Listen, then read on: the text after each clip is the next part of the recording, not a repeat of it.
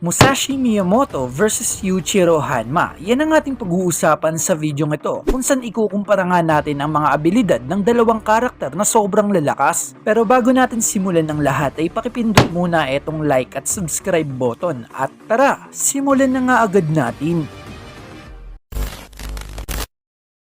So simulan nga natin kung saan kilala naman natin etong dalawang karakter na to na kung saan sobrang lalakas talaga.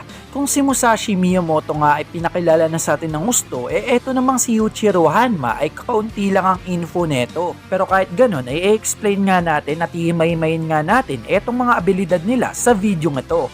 So simulan nga natin mga tol sa kanilang mga era. So simulan nga natin sa era o panahon neto ni Musashi Miyamoto kung saan namulat nga agad etong si Musashi sa panahon nga ng digmaan. At dahil nga lagi siyang nasa digmaan ay normal lang makakita sa kanya na meron ngang kalaban na merong ang pana, spear, katana at marami pang iba. Kaya naman tumatak nga sa kaisipan neto ni Musashi na bawat laban nga ang nakataya ay ang kanyang buhay. At sa mga panahong yun ay etong si Musashi Miyamoto nga ang tinuring bilang pinakamalakas. At mapunta naman tayo dito sa panahon neto ni Yuichiro Hanma kung saan sa mga panahon nga na to ay nag-i-exist na nga etong mga pamalakasang armas ng mga tao o bansa. Nandyan nga etong nuclear bomb na kayang bumura ng isla sa isang iglap at syempre etong sasakyan ng mga pandigma tulad lang ng tangke at jet fighter. At hindi mawawala mga tol, etong tinatawag na baril. At sa digmaan nga ay pinakita sa atin etong si Yuichiro Hanma na kung saan pinagtanggol niya nga etong kanyang bansa mag-isa laban sa pinakamalakas na bansa na Amerika.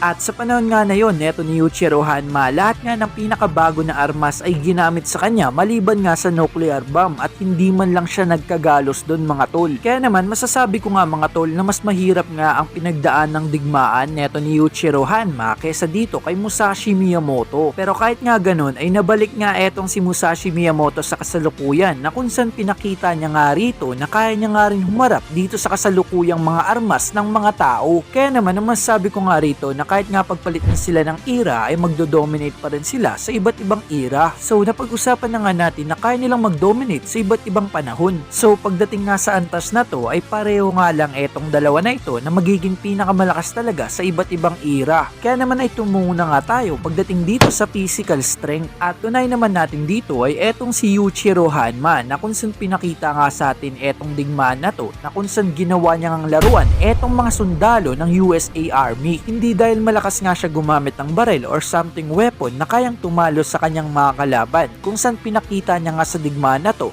ang true definition ng pure strength. Dahil pumunta nga siya sa isla na yun para nga protektahan ng kanyang bansa at wala nga siyang kahit anong dala doon mga tol, dahil sapat nga ang kanyang lakas para magmukhang laruan etong mga sundalo na kung saan pinagbabato niya nga lang ito mga tol nang walang kahirap-hirap at pinagbabalibag niya nga ito. At hindi lang yun, dahil pumunta pa nga itong si Yuichiro Hanma sa warship netong USA at binato niya nga rito ang kapitan na kung saan lahat naman ng sundalo ay natakot sa kanya. At tumungo naman tayo pagdating dito kay Musashi Miyamoto na kung saan pinakita naman dito sa anime series na kung saan ang lakas nga ng grip neto ni Musashi na maski nga etong ating bida na si Baki ay hindi nga makawala sa grip neto ni Musashi Miyamoto kung saan buwat-buwat niya pa nga rito etong si Baki. At isa pa nga sa mga nagpapakita ng physical strength neto ni Musashi nang nakipagtulakan nga siya dito kay Pickle na kung saan sa oras nga na yon ay galit na galit nga etong si Pickle na kung saan binuhos niya nga ang kanyang lakas at nakakasabay nga rito etong si Musashi. Pero pagdating nga dito sa physical strength, ang masasabi ko nga ay mas malakas nga talaga ang physical strength neto ni Yuichiro Hanma. So hindi ko nga sinasabi dito mga tol na mahina nga etong si Musashi kapag walang katana.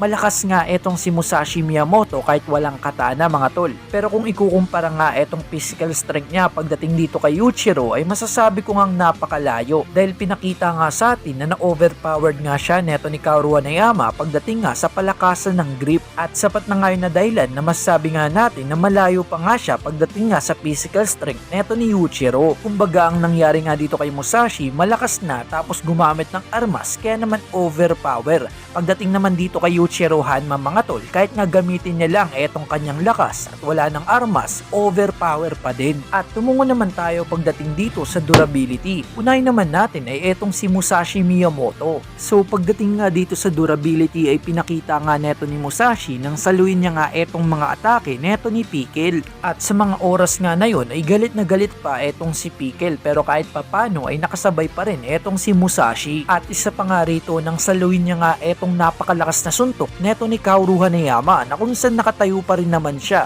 At nandyan nga rin nang saluin niya nga etong mga atake neto ni Baki. Samantalang kay Yuichiro Hanma mga tol during war ay pinaulanan nga ng bala etong isla na kinatatayuan neto ni Yuichiro. At sa sobrang daming ang balang naubos doon sa isla ay nagbago nga ang shape nito at sobrang liit lang din kasi ng isla mga tol, kaya naman halos lahat talaga ay natamaan. Ngunit nang nagpakita na nga etong si Yuichiro Hanma ay wala man lang ito maski isang galos. So kahit nga hindi natin nakita lumaban etong si Yuichiro Hanma sa ibang fighter tulad neto nila Kaoru Hanayama, Yujiro Hanma, ay base nga rito sa pag-i-introduce sa karakter na to na si Yuichiro Hanma, ang karakter na to ay talagang overpower. At nakita nga rin natin dito etong gulat neto ni Yujiro nang magpakita nga etong si Yuichiro Hanma. At ipapaalala ko nga lang sa inyo mga tol na ang lakas nga ni Yujiro ay nakuha niya nga lang sa kanyang ama.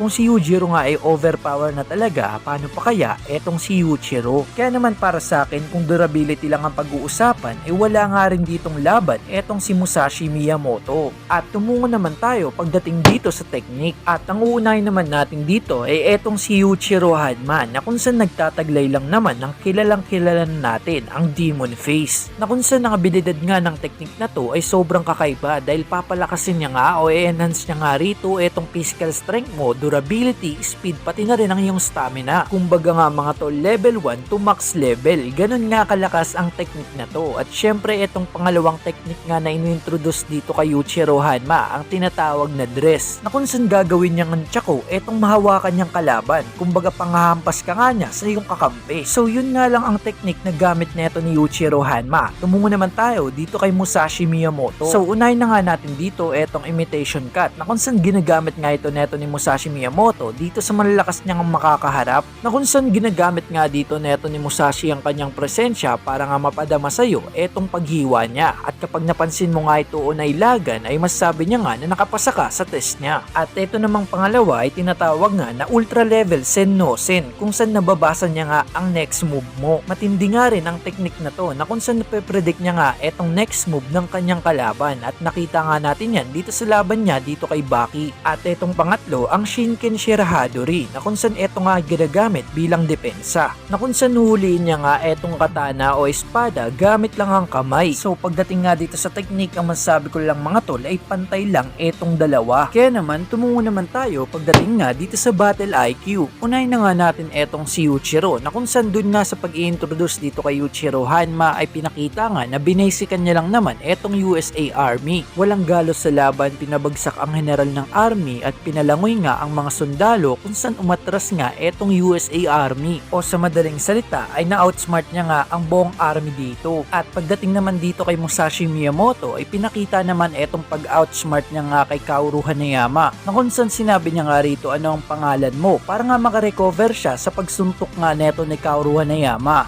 At isa pa nga rito nang hinedbat nga neto ni Musashi etong si Pickle nung nagtutulakan sila. Kaya naman para nga dito sa battle IQ ang mananalo'y walang iba kundi etong si Musashi, dahil para nga kay Musashi mga tol ay wala siyang pakialam sa rules. Ang mahalaga ay ang manalo siya. At ngayon naman ay tumungo na nga tayo dito sa overall, kung sino nga ba ang mananalo kapag nagharap ang dalawang halimaw na to. So possible nga mangyari dito ay masugatan nga neto ni Musashi Miyamoto etong si Yuichiro Hanma. Pero di ibig sabihin nun ay mananalo nga etong si Musashi, na kung saan etong si Yuichiro nga ay pinakita sa atin kung gaano ka brutal to. At possible nga ang outcome ng kanilang laban ay maaaring kapag nahuli nga siya neto ni Yuichiro Hanma ay katapusan na neto ni Musashi. Kaya naman para sa akin, kapag naglaban ng dalawang to, ang maaaring manalo talaga ay etong si Yuichiro Hanma mga tol. So yun nga maaaring kalabasan ng kanilang magiging laban kapag naganap nga yun. So yun lang naman ang aking mga nakita, nabasa at napanood at theory, at pati na rin ang aking opinion para nga mabuo etong mga opinion at mga nasabi ko rito, at sana nga'y nagustuhan mo yun. At syempre huwag mo kalimutang mag-like at subscribe button, at kung may sarili ka namang opinion ay pwede mong i-comment yan sa baba. Syempre bago tayo magtapos ay shoutout muna sa kanila. Maraming salamat sa panonood at pagsuporta dito sa ating munting channel. Sobrang na-appreciate ko kayo at hanggang dito na nga lang ako. Maraming salamat sa panonood. Peace out.